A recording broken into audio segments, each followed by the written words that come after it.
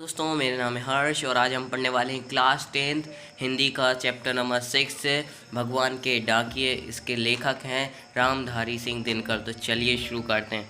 पक्षी और बादल यह भगवान के डाकिए हैं जो एक महादेश से दूसरे महादेश को जाते हैं। हम तो समझ नहीं पाते मगर उनकी लाई चिट्ठियाँ पेड़ पौधे पानी और पहाड़ बचते हैं। मतलब कि जो बादल और जो पक्षी संदेश लेके आते हैं एक देश से दूसरे देश तक, जिसको हम नहीं समझ सकते पर पेड़ पौधे पानी पहाड़ आदि समझ जाते हैं। मतलब कुछ भगवान के दिए हुए संदेश होते हैं। मतलब कुछ पक्षियाँ बस बसंत समय पे इधर से उधर जाती है, माइग्रेशन करती हैं, उसी टाइप का है कि मतलब हम नहीं समझ पाते उन संदेशों को, पर पेड़ पौधे समझ जाते हैं। हम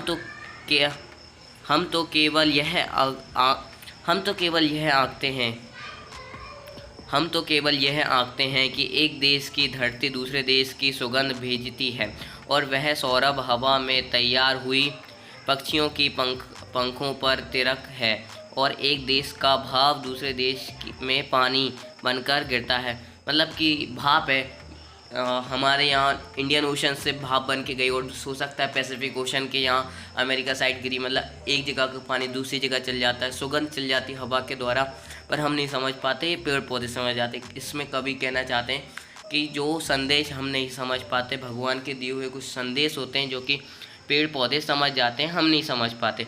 और इसके लेखक हैं रामधारी सिंह दिनकर के कुछ क्वेश्चन आंसर जो कि मैं आपको अगले पार्ट में कराऊंगा। चलिए अभी क्वेश्चन सब पढ़ लेते हैं। बेसिकली इनके आंसर अगले वीडियो आएगी उसमें कराएंगे, जिसमें सारे चैप्टर्स क्वेश्चन उसमें कराऊंगा। चलिए पढ़ते हैं। कविता से। कवि ने पक्षी और बादलों को भगवान के डाकिए क्यों बताया है, स्पष्ट कीजिए। मतलब हमने कविता पढ़ी, हमें समझ में आ रहा है क्योंकि पक्षी कुछ संदेश लेके आते हैं। कुछ हर कभी नहीं आते, एक देश से दूसरे देश नहीं आते, स्पेसिफिक मतलब कोई विशेष मौसम होता है तभी आते हैं। मतलब कभी इसलिए पेड़ पौधों को भगवान के डाकिए कह रहा है क्योंकि वो ऐसे गुप्त संदेश लेके आते हैं जो कि मात्र पेड़ पौधे पहाड़ या हवा ही समझ सकती हैं, मनुष्य नहीं समझ सकता।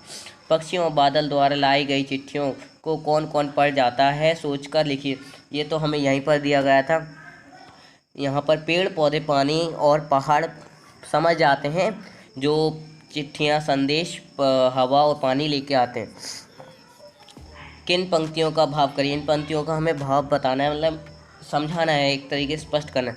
पक्षी और बादल प्रेम संदर्भ और एकता का संदेश एक देश से दूसरे देश को भेजते हैं। हाँ भाई ये सत्य। मतलब एक देश से दूसरे देश वो जाते हैं, कुछ संदेश लेके जाते हैं, मतलब फैलाते हैं एक बात को कि हाँ ये समय आ गया, इस चीज़ का समय है, ऐसा कुछ। मतलब आप इसको लिख सकते हैं। आपने अगर कविता एक और बार खुद से पढ़ ली, वैसे तो मैंने इसको समझा दिया, अगर आपने एक बार खुद से पढ़ ली तो आप इसके क्वेश्चन से मन से लिख सकते हैं। हिंदी में वैसे मन से लिखा जा सकता है आपका, अगर आपने कुछ भी कीवर्ड्स, जैसे कीवर्ड्स याद कर लीजिए आप, तो जैसे पक्षी और बादल भगवान के डाकिए हैं, पेड़ पौधे, इनको पढ़ लेते हैं। मतलब इतना ही है इस चैप्टर में और कुछ नहीं। प्रकृति देश देश में भेदभाव नहीं करती। हाँ, प्रकृति देश देश में भेदभाव नहीं करती। यहाँ मौसम ऐसा, मतलब ये माना कि यहाँ मौसम ऐसा, दूसरे देश में वैसा होगा, पर वहाँ पर भी गर्मी कभी ना कभी पड़ेगी, यहाँ पर भी गर्मी पड़ती है। ऐसा प्रकृति भेदभाव नहीं करती। एक देश के उड़कर बादल दूसरे देश बरसा जाते हैं। हाँ भाई देखो, इंडियन ओशन से भाप हुई, मतलब वाटर साइकिल आपने पढ़ाई होगा कभी ना कभी, वो दूसरे देश में जा गिरेगी, ऐसा हो सकता है।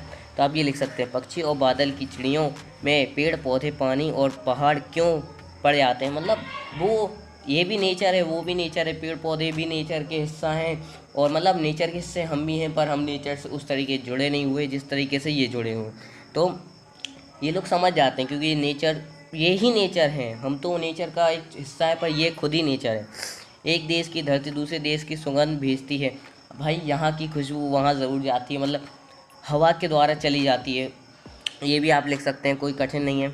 अब ये और क्वेश्चन आंसर हैं जो कि मैं आपको एनसीईआरटी बुक से क्वेश्चन आंसर लेके आऊँगा, उससे कराऊँगा। अभी तो ये मैंने आपको मन से बताया। वैसे चैप्टर बहुत इजी है, आप मन से भी कर सकते हैं इसके क्वेश्चन आंसर, तो ज़रूर ट्राई करिए। भगवान के डाकिए काफ़ी अच्छा चैप्टर है, क्लास 8 का हिंदी का चैप्टर नंबर 6। तो आप एक बार खुद घर पे पढ़िए, काफ़ी प्यारा चैप्टर है और बहुत सरल भाषा में कवि ने हमारे सामने प्रस्तुत करा है। Thank you. Like share and subscribe करना ना भूलिए।